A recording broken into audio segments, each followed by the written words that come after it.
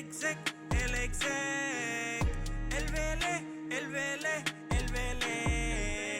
el fenómeno que todos quieren ser, el chamaquito que no pueden entender. How we doing, guys? Welcome to episode 119 of the Exec Talk podcast. I'm your host, Del Velez. How are we doing? I hope you guys are great. And this week of July 4th, we're not there yet. Actually, my next episode, 120, will be coming out on July 4th, which is hilarious.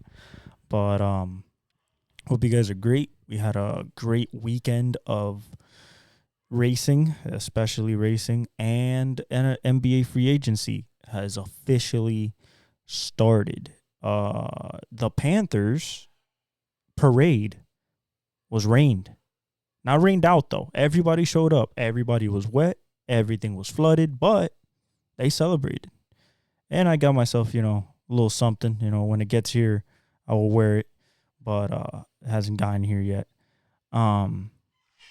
So like, subscribe, hit the notification bell, hit the comments, follow me on all my socials. Let's get it cracking. Let's start with Formula One. Okay? So, the Austrian Grand Prix for the last, 6 years, because he has 6 wins there. Verstappen has kind of dominated. It's the Red Bull ring, so it's expected. Not expected, but that you would expect Red Bull to try to win at their home track and in their home country. So, coming into this one, I expected Verstappen to be pretty dominant. Going into the sprint, because it was also a sprint weekend, the third one of 6 this year. Going into the sprint, I felt that maybe there was a possibility that there could be some competition because of Lando and the McLarens and what they have been doing. But, again, I got taught that nothing messes with the Red Bull. So then we go to qualifying. And qualifying, Verstappen is putting 5/10, 6/10, 4/10, over people's great times.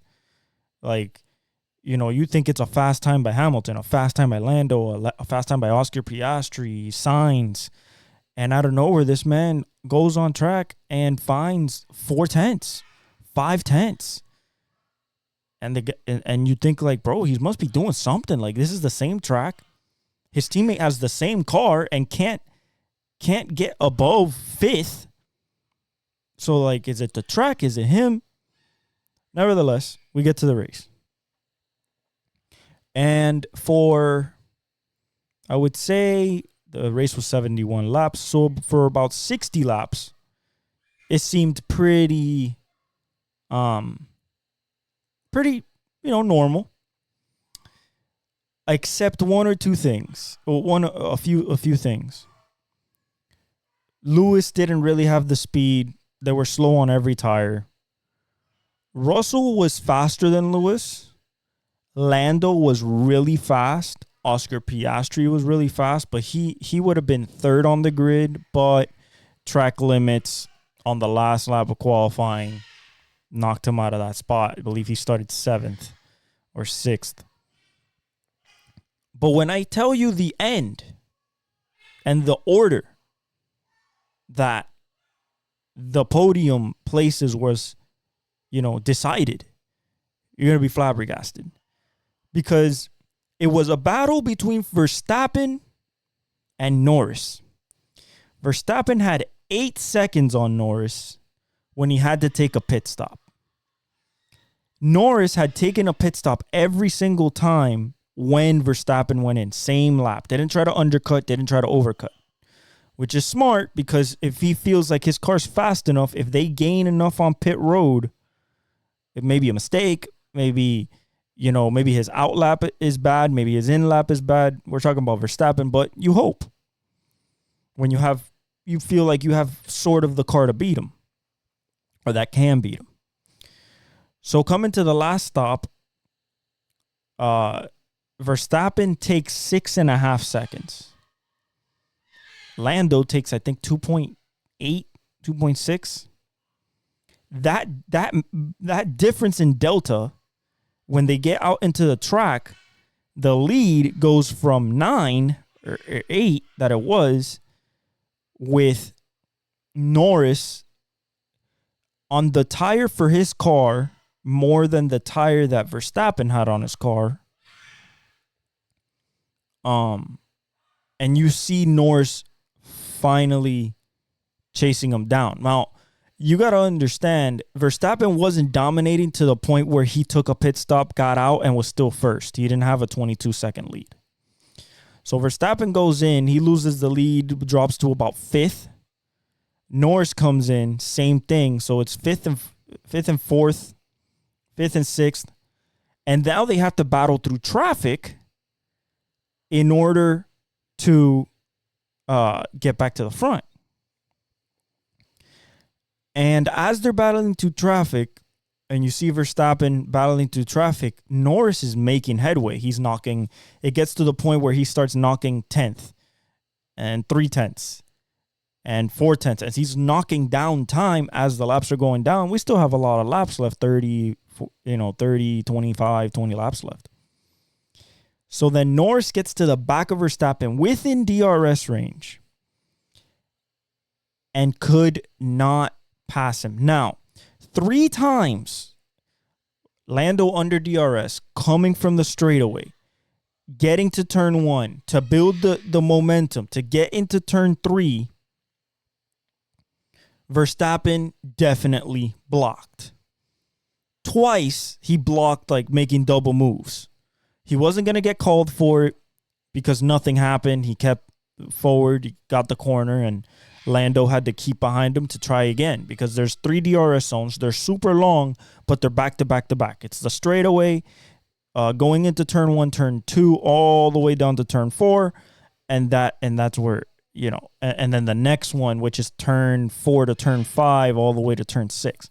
So it's all back to back. So you can build off of them, but you can't, you have to build. So you don't get them on the straightaway if you're not close enough. You get past turn 1, you going into turn 4 because it's not a straightaway. There is a slight turn, but it's flat. Like they take it, straight to the floor. So, you get about 190. You get to about 190, almost touching 200, and you hit turn 3. Yeah, you hit turn 3. Hoping that you can get side by side, or you're already your draft is so big from the DRS that you pass them before you get to the corner, hoping that you get most people have passed in the inside, but I've seen a lot of people, at least this race, go through the outside. It's riskier. There could be marbles out there. You could slip. The grip is not as great out of there. But if you have good tires and you feel like you have a good car, you take, you believe in your skills and you make it happen. I've seen Lewis and Verstappen, Norris, Russell make those type of moves before. So he blocks him twice. Norris is getting annoyed. But Norris is getting annoyed and also cutting down more time. So, he's in with DRS range, but the first 2 times he came from 8/10 back. The next time where the thing happens, where he's 6/10 back. And he's gaining and he's gaining and he's gaining after turn 1 and gaining, and he gets beside him, gets on the outside. He gets his wheel right crossing Verstappen's rear left. And as soon as that happens, Verstappen just veers to the left, kind of pushing Lando, basically trying to push him off track, but subtly. The thing is, Lando was already in front, so he was basically gonna make the pass. Verstappen, thinking that he could save himself, he tapped his wheel with Verstappen's wing, and Verstappen's wheel goes flat, and Lando breaks the car. He has to retire the car. He doesn't even finish the race. Verstappen finishes 5th because all he has to do is ride back to the pit, get a new tire, and get back out. And he finishes 5th. He still has a fast car, so nothing broke. But Lando's car breaks something in the rear, and I think in the front. And the crazy thing is that when they come off of touching each other, they keep going. And Verstappen, with a flat wheel, the wheel has so much force and had probably a little bit of air left, that they go down the straightaway and Verstappen still in front of Lando with a flat tire. Granted, Lando's car is broken at this point, but Lando's still there. And it was crazy to me because I was like, how does Verstappen keep up with a flat tire? Like, that makes no sense that he still can't pass him. So that happens. Once Verstappen goes into the pits, Lando retires the car. George Russell takes the lead. And George rides it to the end. Piastri chasing after him. And Sainz finishes 3rd. Crazy Austrian Grand Prix. I'm glad that a Mercedes won. I'm glad that another manufacturer won, to be honest with you, but I'm glad it was Mercedes. George gets his 2nd win.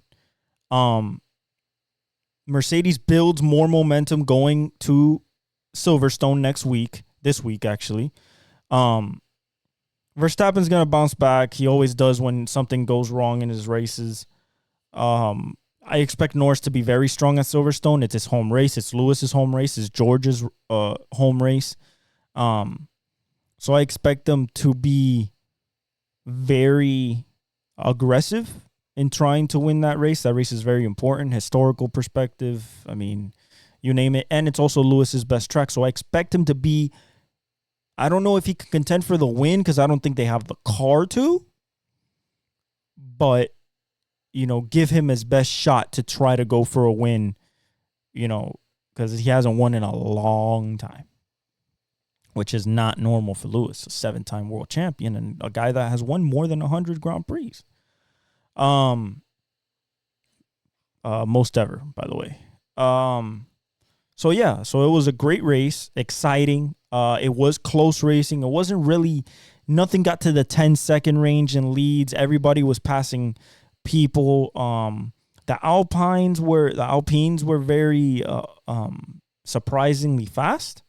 Haas did its thing. But overall, it was a great race. I'm glad it wasn't a Verstappen fest, even though for 50 laps it was. But, it brings a little bit more excitement to Formula One, seeing that, other people can win. That's always good for racing. In the NASCAR, another crazy race.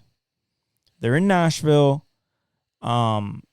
Christopher Bell is dominating. Wins first 2 stages. I mean, he's cruising. Cycle of pit stops happen.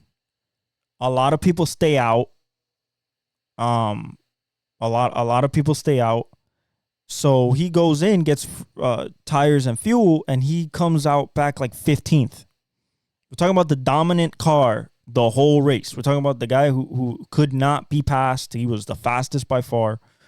But when you get back into the pack and you've been up front all day, you don't know how the air is going to react to your car. Nobody touched him. He said in the interview after, he said, hey, they asked him, what happened? He said, I put myself in a bad position. He put himself in between behind a car, in between a car on the bottom, because he was going in the middle lane. And there was a car little bit ahead of him, but higher on the track. And he got in a bad aero position. Aero means aerodynamically. He got in a bad position. He lost the load on his car, downforce-wise, because he was going behind a car that was punching a hole in the air. And then the car and the track is prone to, you're taught as a racer and to be any good at racing, at driving, you're taught to race at the edge of grip, especially in NASCAR, especially in stock car racing. So you're at the edge of grip, which means you are a thin line between what's called checkers and wreckers. You either finish the race or you're wrecking. And unfortunately, that little mistake of putting himself in that position in the corner, I believe it was turn 2, or if not turn 3. He puts that position in the corner. He basically looks like he overdrives the car. He overdrives the corner, but he doesn't. He loses load on his car. The back spins around, and he breaks something because he spins and hits the wall. Not backwards. Yeah, he hits it backward, but he hits it hard enough that he breaks I believe the front arm of the front, basically the front, what holds the tire together. Oh my God, this not the steering arm. Spring arm. He breaks the front spring arm. Can't fix it. Take it to the garage. He's done. So he doesn't finish the race. Then after that, the rain came. There was a lightning delay and then a rain delay. Track is green. They jet fire the track. Track is green. And now you see, you see Denny Hamlin. You see Blaney, and they're in the front. They're in the front. Larson, but there was so many cautions, and they got to the point where this is stage 3, taking tires and fuel at that track. After most people last stopped lap 204. Blaney stopped 201. So Blaney was leading, but he knew he was going to run out of gas. Like, he knew. So there came a point where Blaney was just like, nah, I can't. I can't keep going, and I'm going to run out of gas. I'd rather finish well than not finish at all. So he goes to the pit. The next guy goes up. You had Zane Smith up there. A lot of people wrecked, especially at the end. Like, there was five overtimes in this race. We're talking about people that thought they were good for the end of the race for fuel. Blaney went 1 overtime, had to go to the pit. And you had people, but Joey Logano was crazy because Joey, after Blaney goes to the pits, he gets the lead on a restart. And Ross Chastain's right there and everything, but Joey has, he passes Denny, and Joey finishes the race somehow, some way, with gas after running 105 laps on his gas tank. You want to talk about saving? Good job. That's like Scott Dixon saving right there. Like, that is incredible. 105 laps, that's incredible on a gas tank. And old tires, because they didn't take new tires. Old tires. And that was the predicament for the first 7 cars. Then you got the people that were at 220, that lapped pitted at 221. So they had a little bit newer tires. They had more gas, but they just couldn't get to the front. People were still fast, even though they were running out of fuel. But, shout out to Joey Logano on winning a crazy race in Nashville. Next is Chicago. SVG is probably going to race in the Cup Series again to try to repeat and defend his Chicago street course win from last year. It's going to be exciting. Hopefully it doesn't rain. It rained last year. They ran in the wet. It was crazy. It was fun, but hopefully it doesn't rain. We've had rain the last 2 races in a row.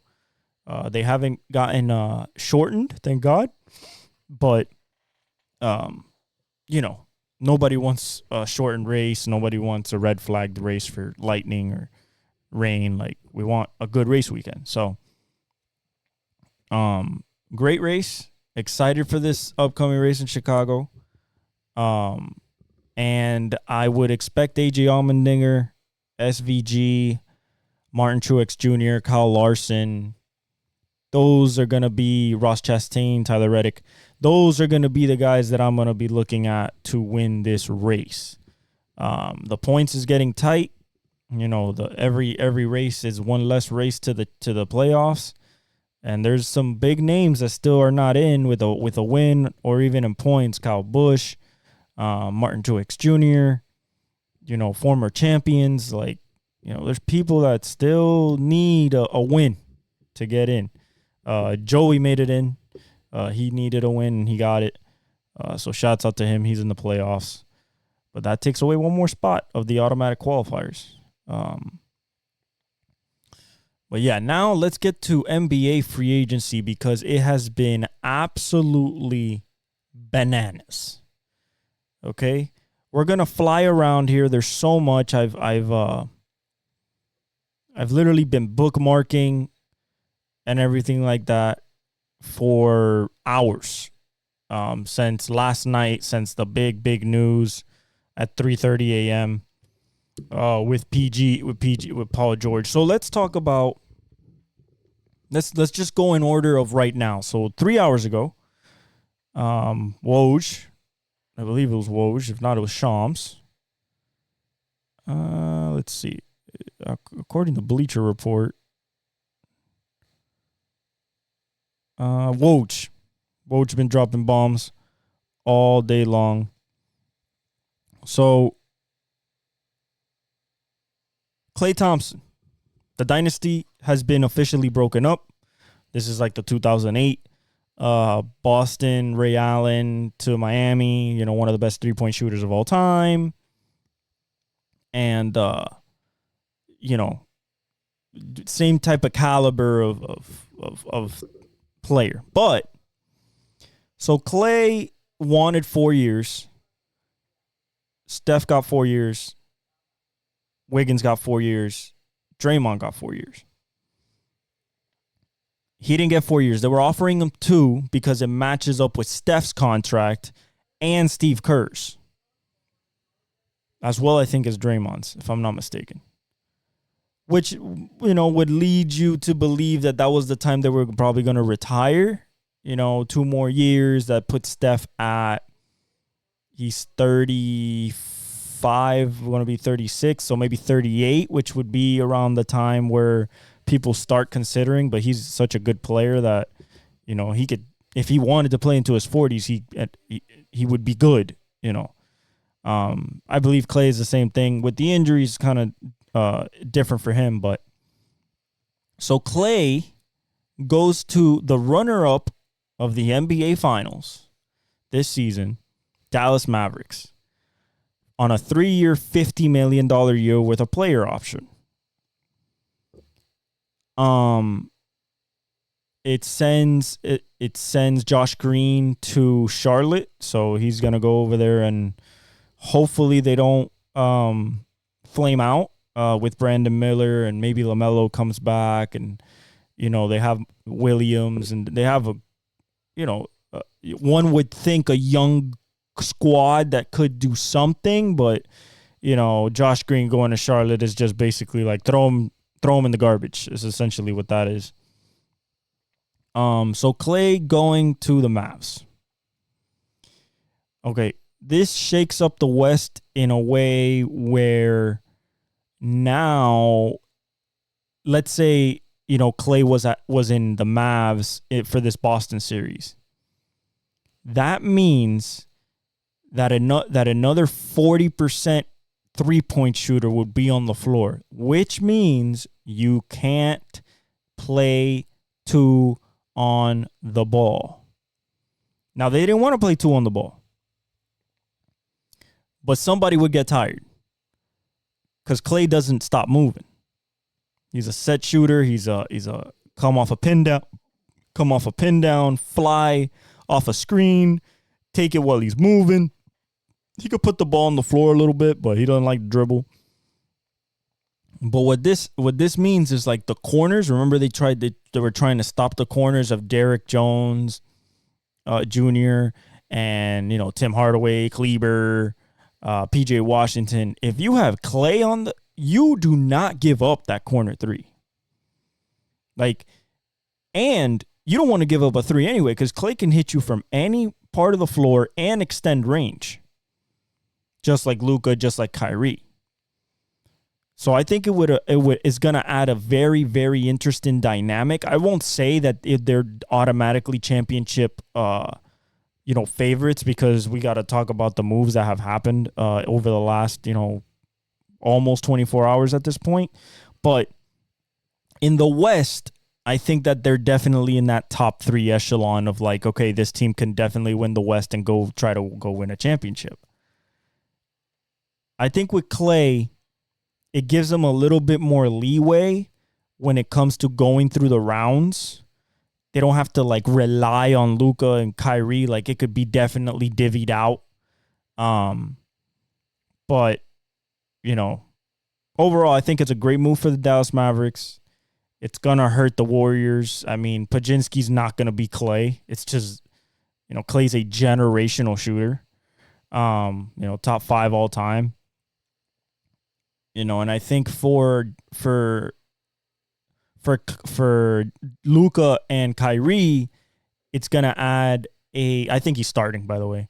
I think it's gonna add a different level of comfortability of, okay, on the offensive end, doesn't have to just me barreling to the rim. Doesn't have to be Kyrie trying to cook somebody alive. We can run a set, and the shot that we get with Clay, we feel pretty confident that he's going to knock it down. He's been a 40% three-point shooter his whole career. He was 39 last year, 44 the year before that. The guy's insane. Even after the injuries, the torn Achilles, the torn ACL, he's still a 4-time champion, first ballot Hall of Famer, a guy that you retire the jersey, you put a statue out in front, which he will have a statue along with Steph and Draymond. And it's a big shout out to the Dallas Mavericks pulling this off. I thought that Clay, once I heard the Dallas Mavericks, I thought that would be a good fit for him. But, there was teams that were definitely interested in Clay, and talking about him, and LeBron wanted him to stay and go to the Lakers. He was willing to get a pay cut for it. I mean, people wanted him. Magic were talking to him. The Sixers. So he planned to talk to good teams, people that could contend. But Dallas is the best chance for him, one, to get his money, $50 million, 3 years, pretty good at his age, and two, also to chase a championship, to be able to get a fifth, lead a team, not lead them, but lead them in an example, show them what it takes. He has 4 of them, and he's been through everything that the NBA can throw at you. So shout out to the Dallas Mavericks. Let's go through some little things here before we get to the bigs, the big things, and the draft as well that happened last week. Colin Gillespie, he signs a 2-way deal with the Suns. Goga Batadze from the Magic, he's returning to Orlando on a 3-year, $25 million contract. He's a great rebounder, has great touch around the rim. I think he's going to get better too. He's young. Jason Tatum finally agrees to the $314 million contract extension with the Celtics, including a player option and a trade kicker. Biggest deal in NBA history. We knew this was coming down the pipeline. They had to secure their superstar. He earned it. He has 3 All-NBAs. He just needed 1. He got 3. So, yeah, I mean, Jason Tatum deserves it. He has generational wealth now, and his family will be good, and Deuce will be good for many, many years to come. Now he just has to find a girl and be happy and get married. Another thing is,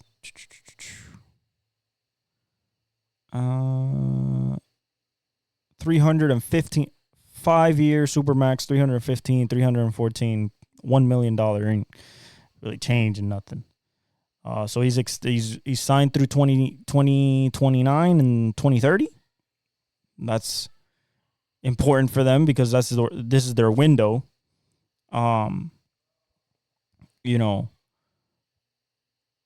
Eventually, what I expect is them to realize that paying the second apron is not worth it. And I believe they are over the second apron. I'm not sure. I don't think so because they would have definitely said something.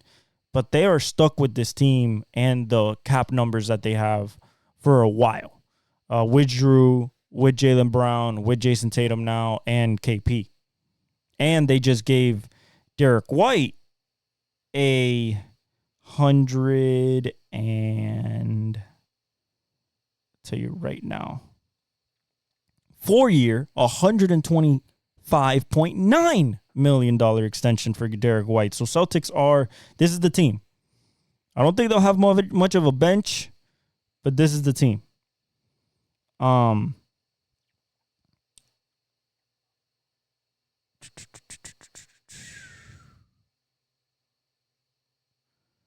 Klay Thompson and then Batum signs a 2-year, $10.6 million deal with go back to the Clippers. He went from the Clippers to the Sixers, back to the Clippers.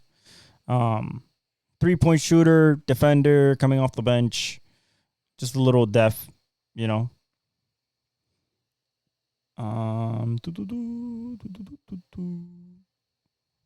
Another one, DeAnthony Melton plans to sign a 1-year deal with $12.8 million deal with Golden State. He's a defender too. He can shoot a little bit, put the ball on the deck. He's also going to be in the bench as well. Aaron Holiday plans to go sign with back to the Houston Rockets on a 2-year, $10 million deal. He's their backup point guard. He's pretty good.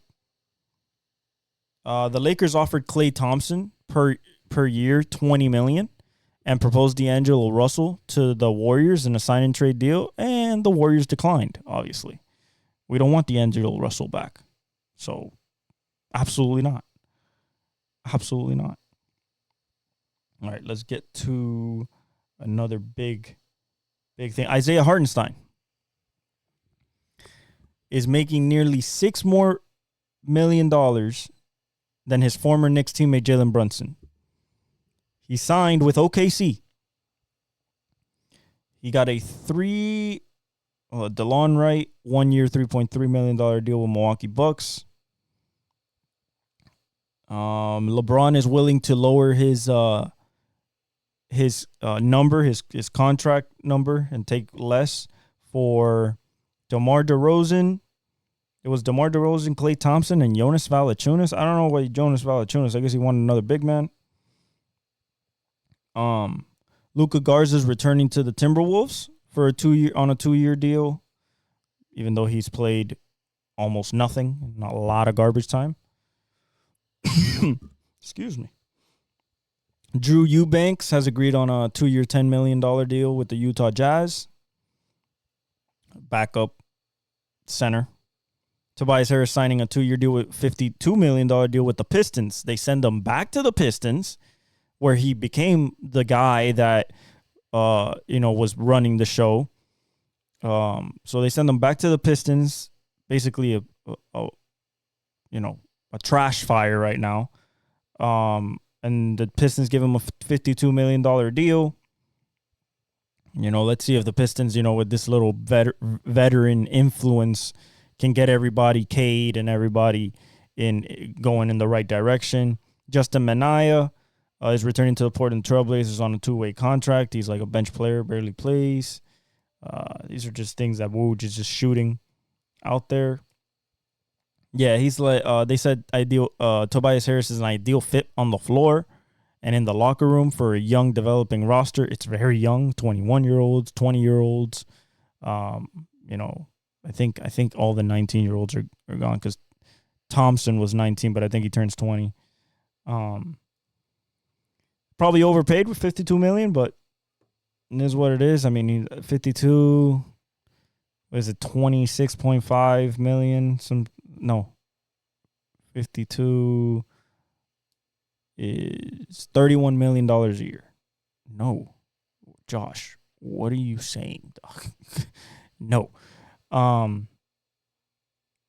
21. Listen, man, my math is not mathing right now. Okay. 2 years, $52 million. Okay. After that, Hardenstein goes to the OKC. That adds what they needed in this playoff run, which was interior size and offensive rebounding. Hardenstein is a great offensive rebounder and is a great defender inside, is scrappy, and can bang, unlike Chet. So this adds the needed depth at the 5 position that they needed in order to be tougher getting them rebounds. They probably won't get out rebounded this year as bad as they got last year. And this will help them, finish out that championship roster to go after it full go, thinking that, yes, we have everything we need. So it's a 3-year, $87 million deal, so pretty good for Hardenstein coming from the Knicks. And going to the OKC Thunder with a guy like SGA, a guy like Chet, a guy like Jalen Williams, and they still have, you stuck Cason Wallace, and, you got so many Isaiah Joe. You have so many pieces to build around that it should be a seamless fit for him to, apply the role, stick to his role, rebounding, play defense, play hard, score sometimes in the paint, and just be an energy guy and a toughness guy. Next, Jalen Smith, the one for the Indiana Pacers. He's agreed on a 3-year, $27 million deal with the Chicago Bulls. Does this do anything for the Bulls? I don't think so. He's a 4-man that can shoot. He's not very good defensively. Maybe they feel like he's going to develop. We'll see. I don't know what the Bulls are doing still. DeMar DeRozan wants to leave now. So, it's tough over there in the Windy City. All right, let's get to the giant one. 3:30 in the morning. Philly acquires Paul George in free agency. They give him and Maxey. They give Maxey a $204 million extension.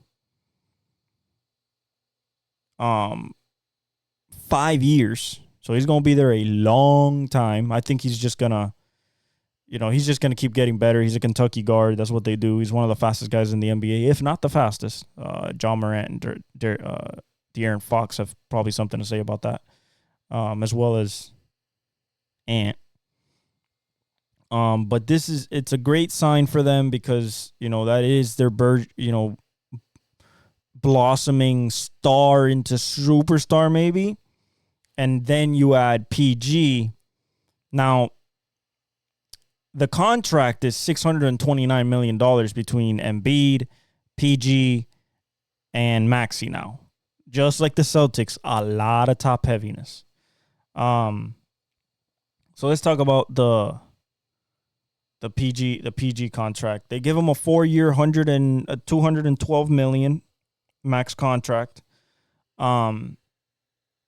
The Clippers did not want to give him the 4th year. That's why him and the Clippers just didn't see eye to eye. They don't want to give him the 4th year. They were willing to give him 3. He didn't want 3. He wanted the long extension. He wanted to stay in LA.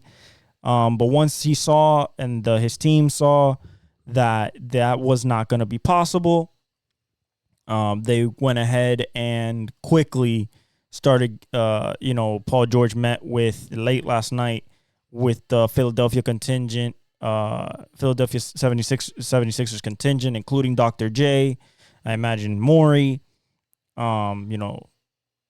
Coach, and Frank Vogel, and and hash this out. 4 years, $212 million. I think it would be around the range that maybe PG would be looking to retire. So maybe he finishes his career with the 76ers. But this is a win now move. This is the Sixers going all in, thinking that they have everything they need now to go for this push. They are third in the odds now for the championship. It's Boston, Denver, 76ers. The biggest thing about this team, and we're going to talk about it so much during the season, is health. So I applaud them for swinging big for Joel Embiid. But at the same time, you got to be like this, because in 3-4 years, we can look at this and it didn't work. No championships, didn't get out of the Eastern. If you make it to the Eastern Conference Finals, didn't get to the finals.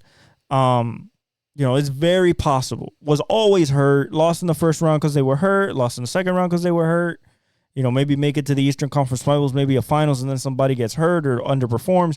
I could see this going wrong, but the way PG played last year, playing 78 games and really healthy looking himself, Joel Embiid is the big factor now.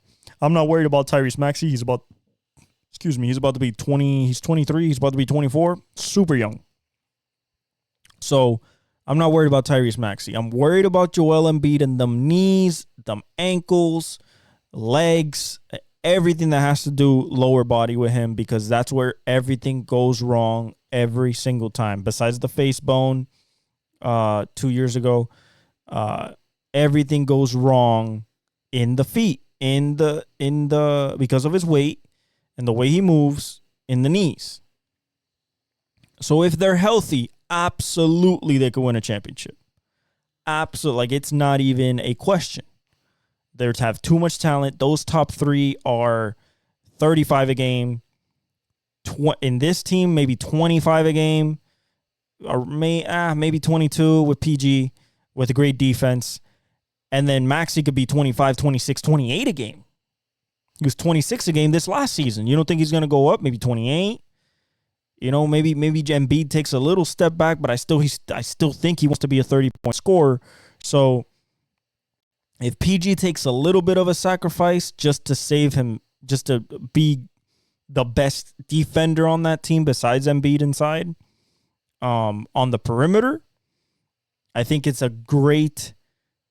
absolute great addition, great fit, and I expect them to be contending for years to come. Health is just the issue. Health, and when you meet Boston, I don't think Boston has anybody for PG. PG's a legit, PG is a legit 6'9". PG is also a guy that has learned how to score against anybody. I don't think if you stick Jaylen Brown on him, I don't think if he's strong. He's plays at his own pace. He's very smooth. That's why they call him Smooth P. PG is smooth. He is silk playing the game. Beautiful game and strong. So I don't think a guy like Jason Tatum, Jaylen Brown, Derek White, Drew Holiday, I don't think that they will really bother him. He's too good. He's a Hall of Famer. He just needs that one cap. He just needs the championship cap, to really cement, his greatness as a player. Not that he's like top echelon all time and everything like that, but he's put a legit career, Hall of Fame career on it. People know him. He has appeal. His shoes have sold a ton, so I think that PG with a championship, especially in Philly, to win it in Philly, I haven't done it since 82 with Malone. It was Malone. Barkley hadn't gotten there yet. It was MVP, I believe MVP Malone. Dr. J was still on the team. I believe it was Malone, Dr. J. It might have not been Dr. J. Anyway, that Sixers team, that was insane. I believe it was 82. So, since then they haven't won a championship. So if PG wins it with Embiid and Maxey, that would be a definitely cemented cap on a great career for PG and definite Hall of Famer, maybe first ballot. The Thunder with Aaron Wiggins, they've agreed to a 5-year, $47 million deal. They denied his $2 million team option. He receives $45 million in new money. With a significant raise this season, Thunder lock in their key rotation piece on the long term. He can shoot, play defense, plays hard. He can make a bunch in a row. He could put the ball on the deck. So he's a great bench piece to come into that second unit and kind of stabilize the offensive defensive end along with Isaiah Joe. And now with Hardenstein, I think Hardenstein Chet might play 4 and Hardenstein play 5. If not, Hardenstein plays 5 off the bench like he was doing at the Knicks, and Chet plays 5. Okay. That has been everything, I believe, when it comes to trades and free agency. The Miami Heat, though, just saw this about an hour ago. The Miami Heat believe that their team is good enough to contend at full strength. But an NBA official who has spoken to the Heat said Miami continues to say that while it wants to improve the team. It believes it has a roster good enough to contend if healthy. But that's seemingly impossible to prove or disprove because they're rarely fully healthy.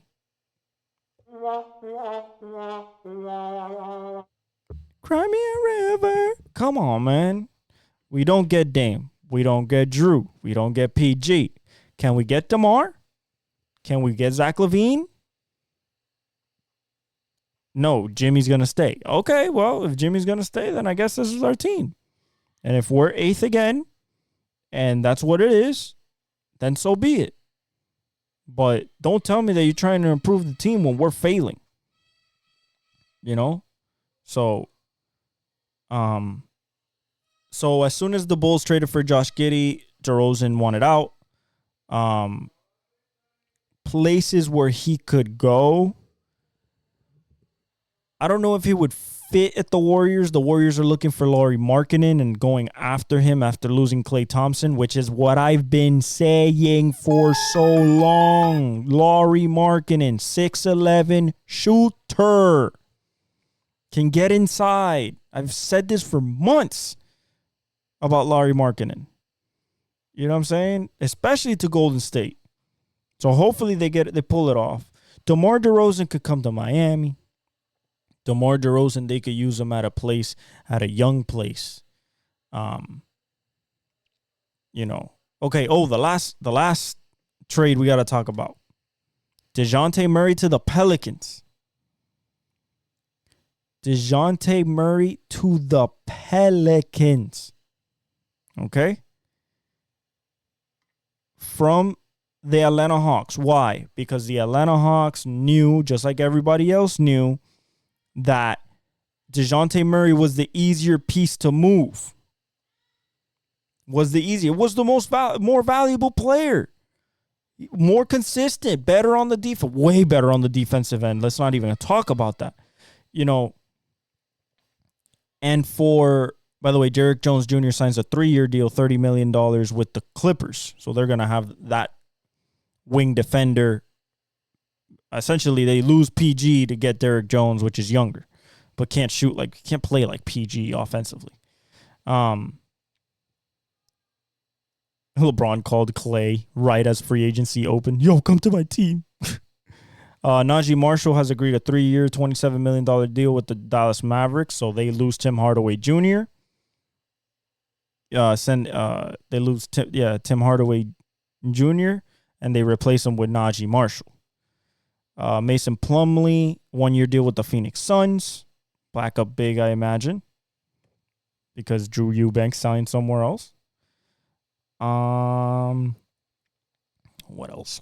I bookmarked a bunch as they happen. Jonas Valanciunas agreed to a 3-year deal with the Wizards. I'm sorry.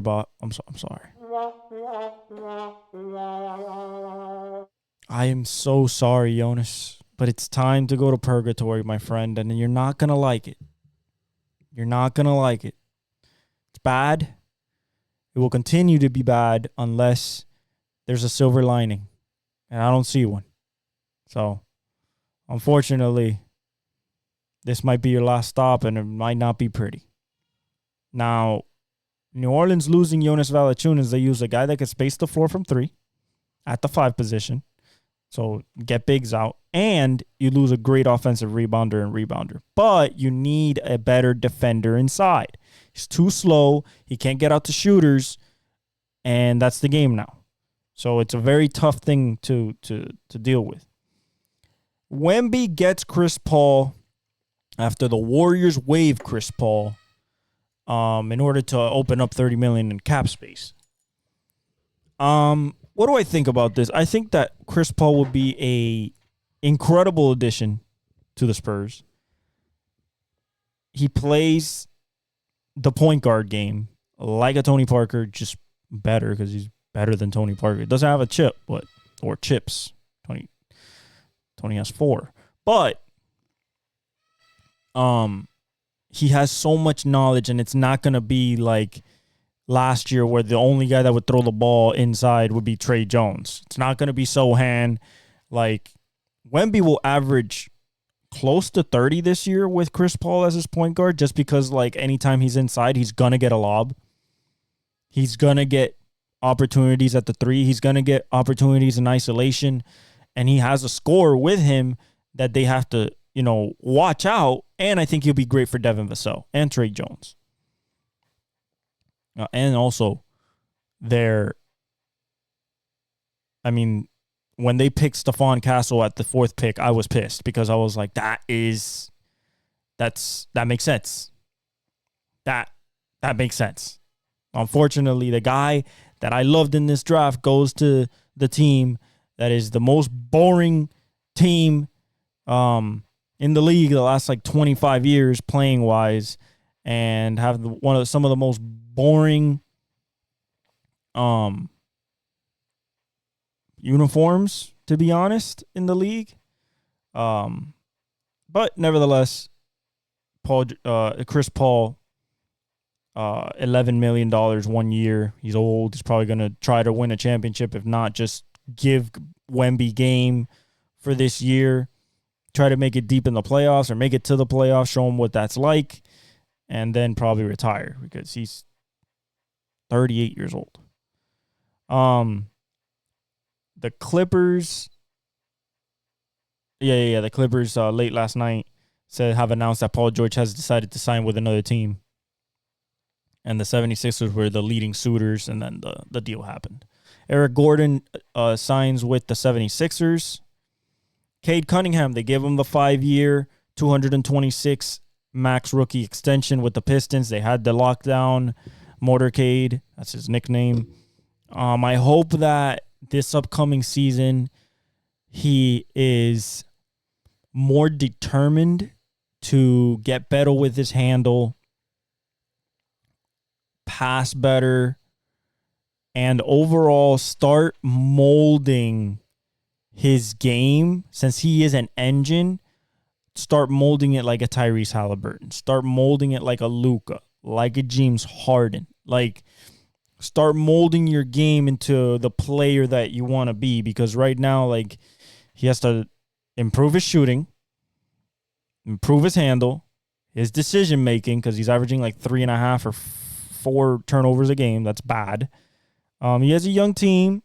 He has Tobias Harris now. Maybe he can teach him a couple things, but they had the 5-year max rookie extension that was coming. He's their superstar. Picked him number 1. Has shown more than enough to show that he is that type of guy. So, shout out to Cade. KCP, another giant move. KCP signs with 3 years, $66 million deal with the for the Magic.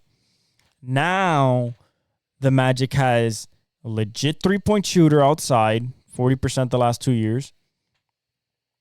In addition to Paulo Franz and whoever you want to play at the other, Wendell Carter Jr. and whoever they want to stick at that, at that 4 spot, whether that's actually, that's Franz. Paulo's at the 3. KCP would play the 2. The 1 would be either, you got Terrell, you got Suggs, Jalen Suggs, Anthony Black, which I think might be Anthony Black in his second year. The defense upside is so great that he can get better at shooting, but the defensive lockdown defense that he has going for him possibly will put him in the starting lineup. If not, it's going to be Jalen Suggs, and that's amazing too. And then they have a lot of interchangeable matchups. But with KCP, what it gives you, especially in the East, you could put somebody on Brunson, put somebody on Dame.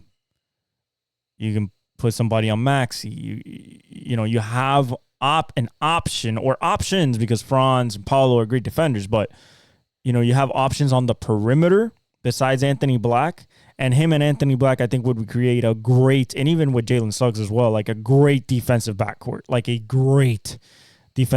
especially him. Already won the championship, knows what, has 2 rings because he had one with the Lakers. Knows what it takes, especially defensively, will shoot the lights out, and I think it's a great move. It's a bad move for the Nuggets, but they don't want to be up against the second apron. They believe that LeBron is going to be the next KCP, but he doesn't shoot like him, so we'll see what happens there. KCP is an elite defender, and I think the Magic getting him veteran-wise is absolutely huge. Veteran, championship pedigree, a guy that will listen to and really start getting that Orlando Magic team really buttoned up for this next playoff run that they're going to make this year, because I think they're making the playoffs for sure and probably in the top 4 teams, if not top 6 for sure. Kevin Porter Jr. He played for Greece, played really well. He gets a 2-year deal from the Clippers, including a player option. So maybe they believe that he's a scorer now, that he can, play his game, the one that was coming out of the draft and stuff. He's young, so maybe, they want to see what's that's like. Maybe they feel like maybe they can find another shooting guard there, but we'll see. Andre Drummond signs a 2-year, $10 million deal with the Philadelphia 76ers. You see the acquisition of proper talent. Offensive rebounding is off the charts for Drummond. He can give you points in the paint if you need him to. He's old, but he still can rebound his ass off, and he's one of the best rebounders of all time. And in the 76ers system with Embiid, it's going to be very tough to dominate them on the glass. So good move for the Sixers and their depth. Let's see. Niemis Keta, the one for the Celtics that doesn't play or hasn't played since he got drafted, basically, has agreed on a multi-year deal to stay with Boston. I guess they're going to develop him. Clippers are actively working on trading Russell Westbrook. They still haven't done it. They still haven't traded him. I don't know if he's tradable. Let's just be honest. In that regard, I don't know if he's tradable. They gave James Harden a $70 million deal with a player option in year 2 to James Harden. So they keep him 2 more years with a player option for year 2, whether he opts in, opts out. So it's gonna be James Harden and Kawhi now, with a couple pieces here and there, but they couldn't keep Paul George. And they didn't land no big fish. So they have to stay healthy now, both James and Kawhi. And now their talent gap got smaller because PG's gone.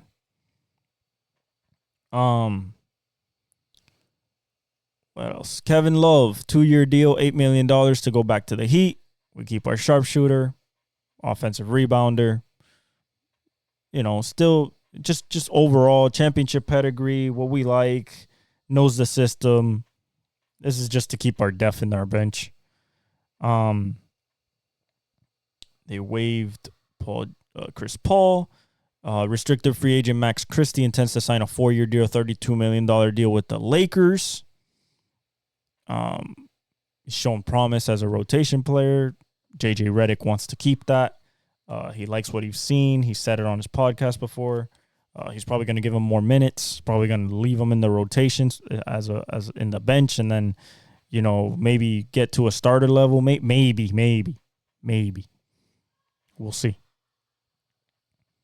The new NBA salary cap is $140.588 million. The luxury tax is $170.814 million. The first apron is at $178.132, and the second apron, the one you don't want to be over, $188.93 million. Tobias Harris is signing a 4-year deal with the Indiana Pacers, so he's going back to the Pacers. They keep their wing, high flyer, defender, can score sometimes. Made it to the Eastern Conference Finals, was a big part of it. So, and a top bench contributor. Detroit Pistons are hiring JB Bickerstaff from Cleveland to Detroit. He's been to the Eastern Conference semifinals. He went to consecutive playoff runs with the Cavaliers. It's probably a better coach than Monty Williams. I don't know what he'll do. He'll probably tell Cade to just be Cade. I hope that he develops Thompson, Sasser, Duren. There's a lot of talent on that team, but it's a lot of young talent. So, but JB Bickerstaff, I think it's a good hire. It was a good hire. Patrick Williams signs a 5-year deal, $90 million to go back to Chicago. They think that he is part of their definite future. I don't blame him. He has size. He can defend. He has to show more on the offensive side of the ball, as in, give him the ball and let him create. Maybe he can shoot better or get to the rim more. If they feel like he is part of their future plans, I hope their future plans include a championship or at least chasing after one. So that's how he has to develop. What else? Brendan Ayuk says he wants to play for the San Francisco 49ers, despite his contract stalemate with the team. So that means he's committed to the team. He looks like he wants to win a championship. DeJounte Murray to the New Orleans Pelicans, which is what I was talking about. They're moving Larry Nance Jr., 2 first-round picks to the Hawks, and they get DeJounte Murray. Now, what you got to understand is that DeJounte Murray is a defender and can score. I think the acquisition of DeJounte Murray tells us about what they're going to do with B.I. I think B.I. might be moving on. That's another piece that somebody can go get, or they trade for him and they get assets for. It hasn't been going as well as it should have gone the last few years with B.I. So I think the greener pastures would be great. That's another guy the Heat should go after. That's another guy maybe the Warriors should go after. There's a couple teams that maybe should. The Bucks. That should maybe just knock on that door a little bit. Just Minnesota. So yeah, Larry Nance Jr., 2 first-round picks for the Hawks. The Hawks needed to break that team up. That team didn't work. It was 41-41. DeJounte Murray is definitely the more popular, not the more popular, but the more popular player around NBA circles about who was the better player out of them overall. I don't know if Trae Young will get moved. I imagine so. If not, he stays with Atlanta by himself. But then Larry Nance going to the Hawks, it's just another high flyer, probably coming off the bench, I would think. If not, they would start him with Jalen Johnson. I believe that is their future. That's who they're building around, Jalen Johnson. Legit 6'9", high flyer, athletic, can play defense. I think that is rebound. That is their future, not Trae Young. The Lakers are ready reportedly to offer LeBron 3 years, $162 million. Bryce James is eligible to get drafted the 2026 season, so maybe people are thinking maybe he just got brawny. We'll talk about that. Maybe he wants to play with Bryce as well. He would be like 41, 42 at that point, which would be insane. So let's go to the draft, okay? Let's go to the draft. The Denver Nuggets had serious interest in Paul George, but they were unwilling to give up draft capital, which is understandable, but they lost KCP, which is a big loss, so Braun better step into those shoes. I think he can, though. I saw him at Kansas. He won a championship over there. He was a big part of it. I think he can. The Warriors are blocking Andrew Wiggins from playing for Team Canada as the team looks for a trade for him this summer. So I guess they're looking for a trade, Andrew Wiggins, but you just lost Klay Thompson. Are you looking to blow it up completely? We'll see what happens there. Okay, and then we get to the draft. Detroit selected Ron Holland out of the G League Ignite at number 5 in the draft. Khalil Ware for the Heat, a center, out of Indiana, 15th overall. We'll see what he does, a big man. Jared McCain, the Duke Blue Devil, Jared McCain. He got picked by the Sixers. He's a TikToker, paints his nails. But I think he's going to be a very good addition, especially to that second unit with not Marcus Sasser. Oh man, I forgot his name. That young kid that kept scoring. Let me look for it right here. I don't want to mess up his name. Because I liked them a lot out of the draft last year. Let me see. Teams. 76ers. Where you at? 76ers. There it is. 76ers. The roster is, as it loads, I am talking about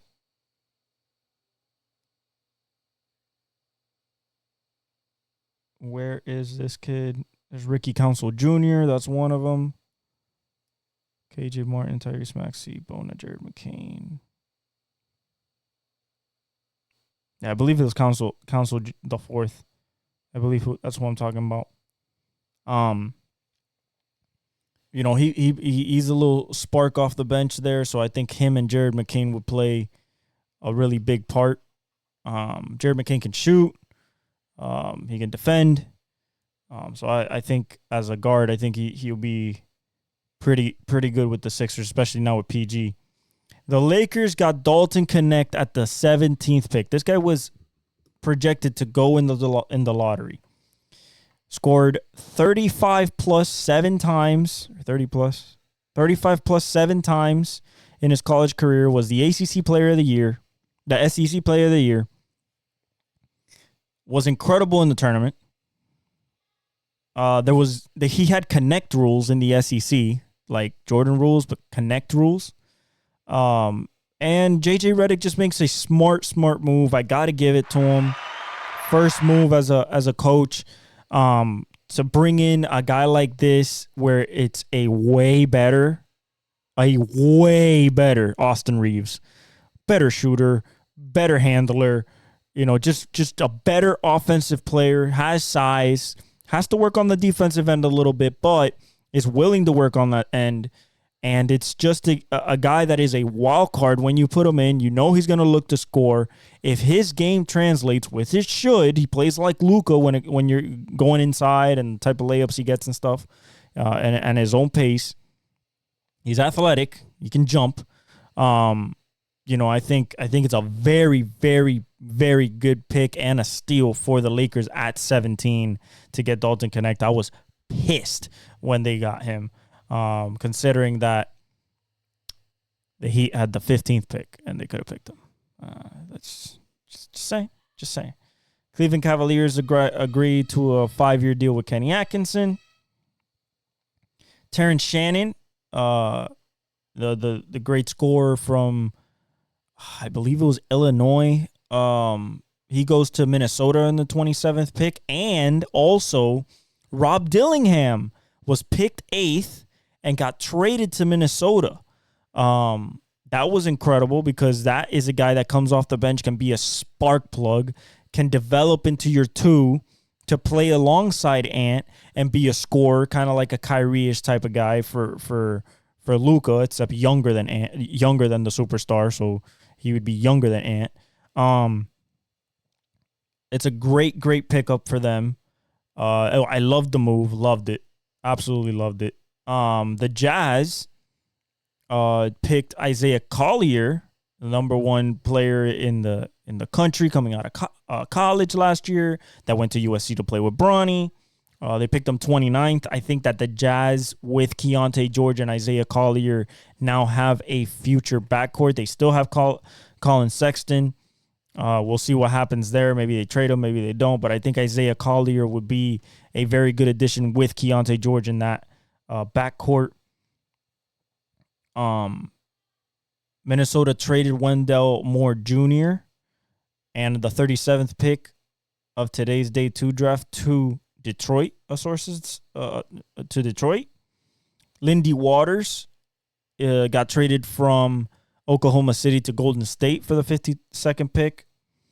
AJ Griffin. Remember, I've been talking about AJ Griffin since last year, since he got drafted out of Kansas.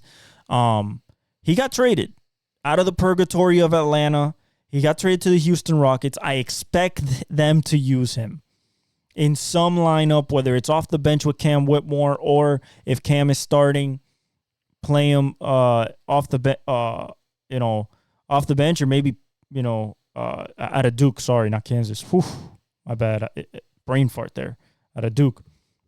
He's like 22 years old. He's still young. He can score. He can rebound. He can defend. I think that he's going to develop in the Houston Rockets system with Ime Udoka. I expect him to do big things. I like that kid. He just didn't see playing time because the Atlanta coaches didn't want to play him. I don't understand. I think he's going to blossom. Really good move for the Rockets. The Phoenix declined Eric Gordon's $3.4 million option, so he goes to... Oh, man, did I say where he went? Could have sworn I did. Let me see here. I saw that he went somewhere. I just don't remember. I might not have it here in my bookmarks. Let me see here. Eric Gordon.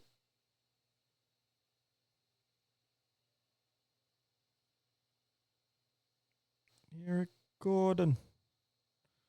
Can't spell now. Great. Eric Gordon. Eris. Bro, I can't even write right now. This is bad, guys. Eric Gordon.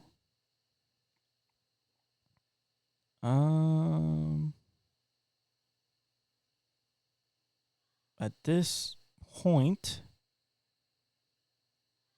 haven't seen nothing. I want to go in topics, Eric Gordon. No. Anyway, I don't think Eric Gordon is on the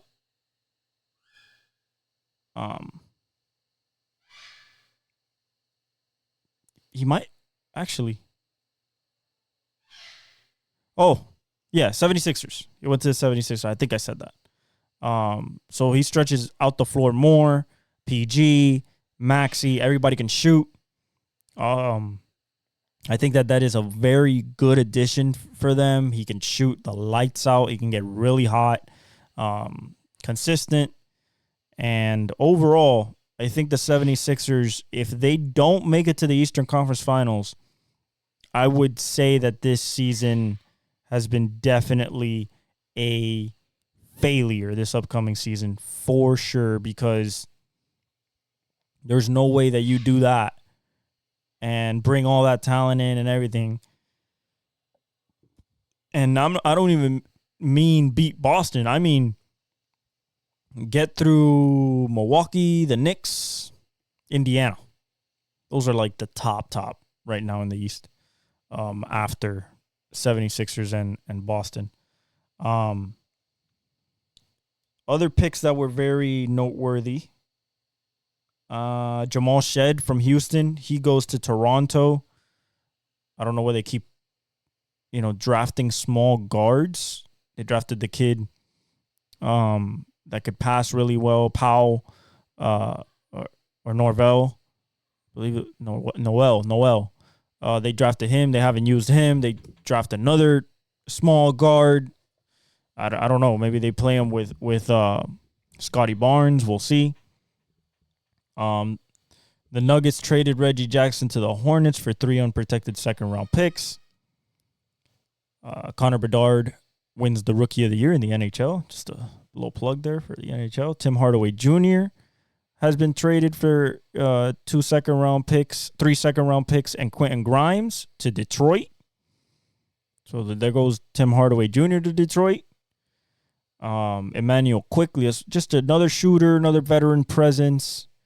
Emmanuel Quickley intends to re-sign with the Raptors on a 5-year, $175 million deal. So he gets really paid, was a big part of the second half after he came from the Knicks. They think that he's a piece for the future. So 5 years, definitely says that. Quentin Grimes is a shooter from 3 for the Mavs. So they move Josh Green, they move Tim Hardaway Jr., bring in Klay Thompson, bring in Quentin Grimes, can play defense. So I think that would be that is a good move for the Mavs, and overall good moves for the Mavs overall. Cam Johnson hasn't gone anywhere, but the Lakers supposedly have interest in him. The Jazz are open to trading Walker Kessler. I don't know why you would, though. That's a great big man, but if you're going to lose Lauri Markkanen, and maybe you will, I don't think you move Walker Kessler personally. And then Denver traded Reggie Jackson to the Charlotte. Poor Reggie, man. Went from Detroit, became a guy, goes to Denver, wins his championship, and then they send him to purgatory. Charlotte Hornets. Hopefully Brandon Miller is that guy. I think he is. But that team is not going to be close this year. That happened. The Kings traded Davion Mitchell, the defender, and got better at shooting. But they traded him and Sasha Vezenkov, the guy that they brought from overseas. I believe he was the EuroLeague MVP not last year, but the year before that, to the Raptors for Jalen McDaniels. The McDaniels brother, long defender. The Kings need that type of defender. Davion Mitchell will be good for the Raptors, though. So will Vezenkov, I think. I think he'll play more to his strengths over there, not being behind a guy like De'Aaron Fox and then Sabonis. But, you're still behind Scotty Barnes, but that's about it. So I think that they will both find better openings at the Raptors. The NFL, just a little thing. Not little, because they're going to play $12 billion to the fans because they were overcharging Sunday ticket. So that's what happens when you get a little too greedy. $12 billion. It's not going to hurt you, but it hurts you. It hurts you publicity-wise, but, you guys are the best. The NFL is the biggest thing that rises, so I don't think it'll be that much of an issue. But that will still get appealed, and, it'll take a couple years for that to happen. So the Jazz drafted Cody Williams, which is J-Dub's brother from Colorado, with the number 10 pick. and he could shoot, defend. He could do everything his brother does. His brother's a little bit bigger, but he's been in the league 3 years, about to be his third year now, this second year, last year. You know, I think that Cody Williams will be not as good as his brother, but maybe, maybe. 10th pick, they'll definitely play him. The guards, though, are getting stacked up over there at the Jazz. Getting a little stacked up over there. Grizzlies don't even have to do nothing. They get Zach Edey. With Adams hurt, Clarkson sometimes hurt, you get a 7-4 two-time player of the year at Purdue, national champ, and what you really get is a 7-4 dude that will protect John Morant. Now, you have rim protection with him, and Jaren Jackson Jr. is insane. I don't think they'll play him on the floor, but he has to somehow show that he can get down the floor. Because if he's slow, he won't, he has to be Jokic, essentially. He has to play like a 7-4 Jokic. But with Wemby and people like that already, and KP, people like that in the league, especially getting drafted more and more, I think Zach Edey is a good pick for the Grizzlies. We'll see what happens, though. So the Spurs drafted Rob Dillingham with the 8th pick after dropping Stephon Castle, but they traded him to Minnesota for a 2031 unprotected first-round pick and a protected 2030 pick swap, which I think is great for Minnesota, to be honest.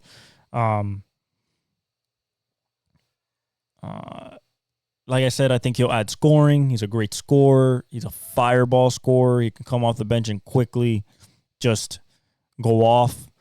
So I think he'll be very good. And Minnesota, with the addition of that, if he blossoms even a little bit, they could be serious contenders again.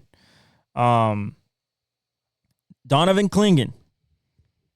Not the national sorry, I said Zach Edey was the national champion. Donovan Clingan is a 2-time national champion. My bad. He goes to the Blazers. Great pick. They need interior size. 7'2", can rebound, score, is very, very active. I think that him with Scoot, Shaden, Anthony Simon, I think that is a good core to start building around. Now you have your big man, you have your starting point guard. You have to decide who's your starting shooting guard, whether Anthony Simons or Shaden Sharp, because, unless you play Shaden at the 3 and get somebody at the 4, maybe a Murray, not Keegan, but his brother, Chris, I believe it was Chris. Now you can really play around, and you could divvy up the scoring and you have presence inside for the defensive end because they didn't have defense last year. So, very good. Ron Holland goes to the Pistons, another scorer, a guy that they think will probably has that type of ceiling next to Ivy and Cade, Thompson, Darren. It's tough. It's a tough rotation, just like the Stephon Castle pick for the Spurs. Now with Chris Paul, tough rotation with Trey Jones. Like, what are you going to do? Are you going to start Trey Jones? Are you going to start Keldon Johnson? You're going to start Stephon Castle? I hope they start Stephon Castle. He needs to develop quick. I feel like he could be a Rookie of the Year candidate. And if he wins it, I wouldn't be that surprised. Reed Shepherd goes to the Rockets, 3-point shooter, a legit 3-point shooter, 45%, or 52% last year at Kentucky. He was a freshman. He came off the bench just like Rob Dillingham. He'll be a legit addition to the Rockets. Probably they're hoping that this is like their Klay Thompson is what they're hoping for. He has legit athletic ability, can jump, 40 inches. I think it's going to be a very good addition. I don't know where he fits, though, because you're talking about Van Fleet, Jalen Green, Cam Whitmore. It's so many different things. Like, you still have Sengun. They said they were going to probably move him. They didn't. So, very interesting with Reed Shepherd there. But I think he'll be a great addition and a good NBA player for years to come. Good in the defensive end, too. He steals the ball like crazy.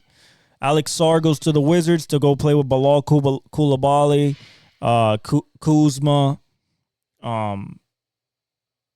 Jordan Poole, I think, is a great addition. They probably think that this is the next guy for them. Probably not, because this draft was not about guys. Maybe it's a 3 or a 4th option. But he's tall. He has skill. He has to develop a little bit. He did great in France. But we'll see what happens with the Wizards. And then Zachary Ricochet goes to the Atlanta Hawks, probably to take the spot of DeJounte Murray. He has skill. He still has to develop, though. 3 French guys go in the top 7, 2 back-to-back with Ricochet and Alex Sarr. So they're definitely starting to percolate in the league. The tall, lanky. We'll see how they do. Victor's still certainly experiment number 1 and probably the best one out of all of them, but we'll see what happens. That was the NBA draft. Let's talk a little bit about baseball. Garrett Cole had a great outing yesterday. The Euro Cup has been crazy. France beat Belgium on a crazy goal today. I expected France to win. Portugal wins in penalties. Their goalie has 3 saves in the penalty shootout. Cristiano could have won the game at the 104th minute, but he missed a penalty kick, and he was devastated about it. But they move on to the quarterfinals against France. They advanced 3-0 on penalties. 3-0. That means the first one, the second one, the third one was stopped by the goalie, Diego Costa, of course. Tomorrow, you got Romania versus Netherlands. I expect the Netherlands to win that. And Austria versus Turkey. That's a tough one. I'm going to go with Austria to win this game. Because I believe that Austria has better players. That's just me, though. That's just me.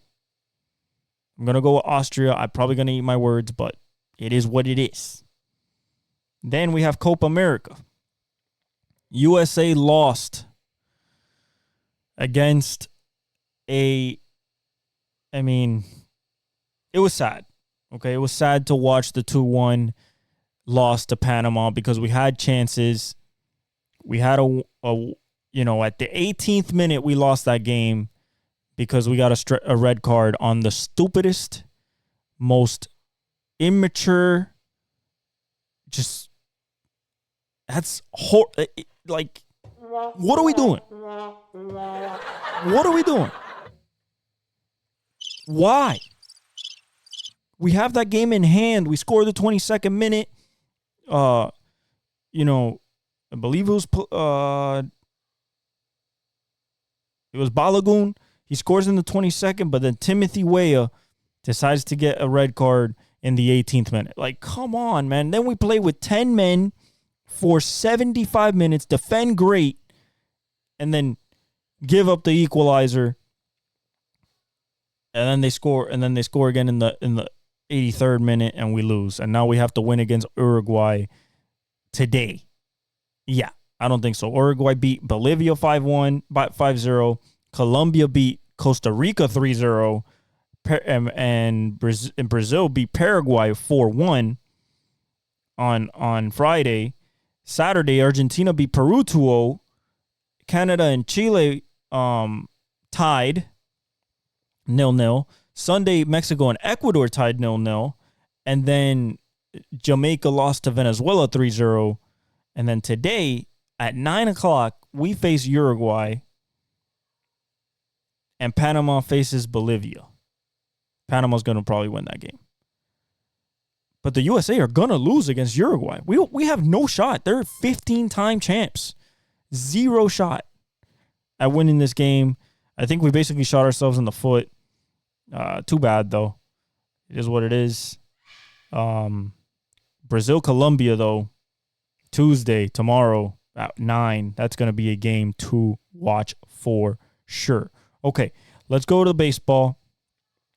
Just quickly, Garrett Cole came back. He did great. There's only 3 games today. Mets-Nationals, they're in the top second, 0-0. Astros-Blue Jays, they won 3-1. Astros won. And then Brewers-Rockies, 8:40. I expect the Brewers to win. The standings are as follows. Baltimore and the Yankees are tied, finally, at the top of the AL East. Boston's 8.5 back. Tampa Bay's 11. Toronto's 15. They're done. They're hoping and praying for wild cards. Cleveland is 6 up on Minnesota, 7 up on KC, so they're starting to pull away a little bit. Detroit's 15 back, and the White Sox are 30 back. Luis Robert came back. He's playing great, but they're done. Fetty and Crochet will probably get dealt. That kid Cannon, their rookie, Thorpe is another one. They're playing well, but they suck. Seattle still at the top of the West. Houston is 3 back, so they have climbed back after an abysmal start. The defending champs are 8 back, the Texas Rangers. 9.5 are the Angels. 17 back are the Oakland A's. They're basically done. Phillies up 8 games on Atlanta. 13.5 games up on the Mets. 15.5 games up on that division's over. Milwaukee's up 6.5 games on the Cardinals. 9.5 games over Pittsburgh. 11 games over Cincinnati. Cubs are 11.5 behind last place. I think this is also, we're calling it here with the Brewers. Maybe Seattle. Maybe St. Louis. Pittsburgh is a little long shot, 9.5. Skeens has been absolutely incredible. Incredible. Cannot expect any more from Skeens. More than 8 strikeouts, I believe, every single time out. Not allowing. He's at a 2.14 the last time I checked, but after this new game that happened about a day ago, I'm not sure what he's at right now. Let me see if they updated it. What his ERA is at. He might be at a 1.9 or maybe at a 2.05 or something like that. So let me see. I'll tell you guys right now. Yeah, 2.06. Yeah, 2.06. 4-0, 70 strikeouts. A whip of 1.03. I mean, elite. Just absolute elite stuff. Exactly what you expect from a number 1 pick. And the guy with that much hype. Noelvi Marte returns to the Reds. Ellie has been hitting well.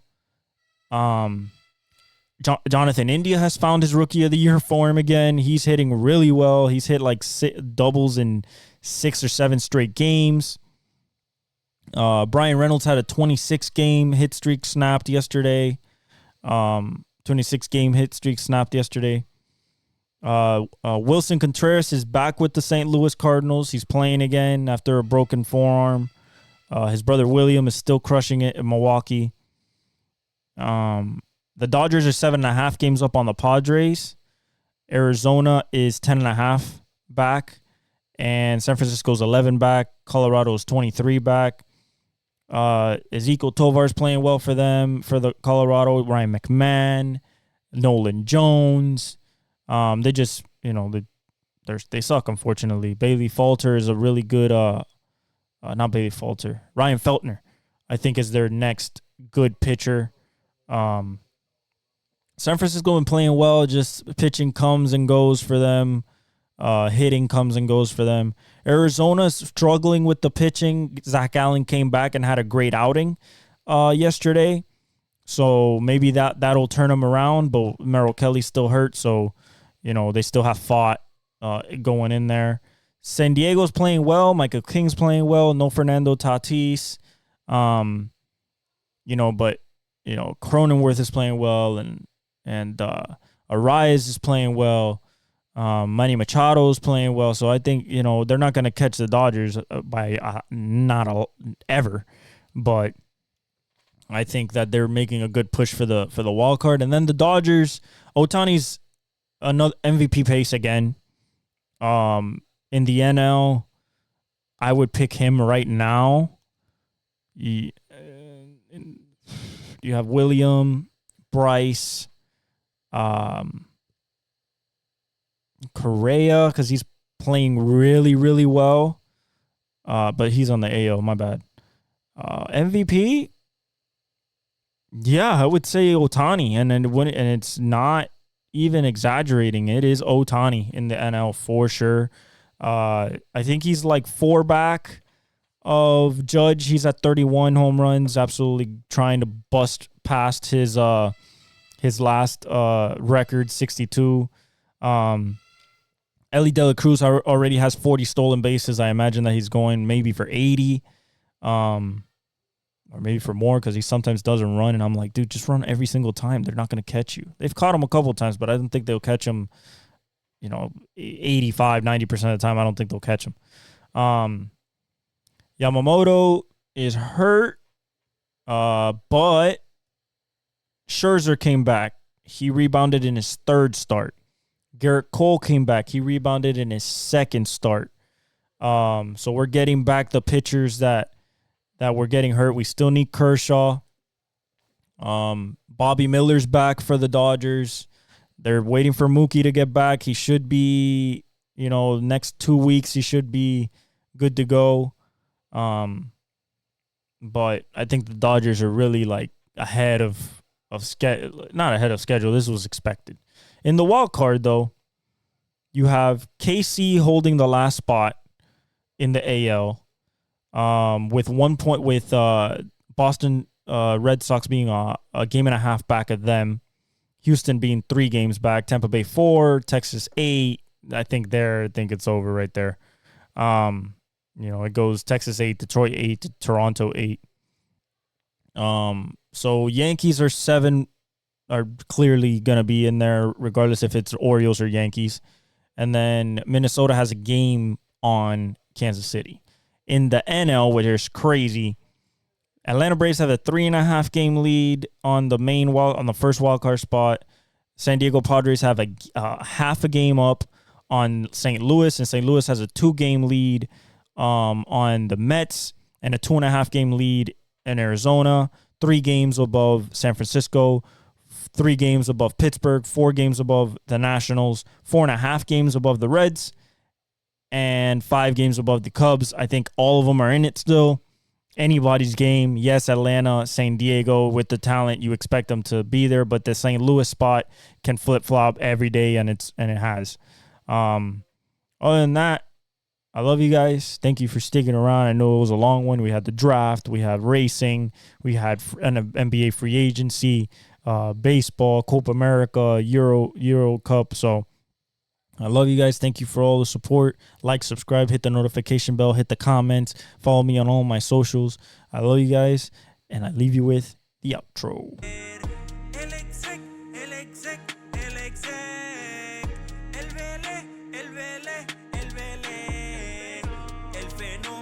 Que todos quieren ser el chamaquito que no puede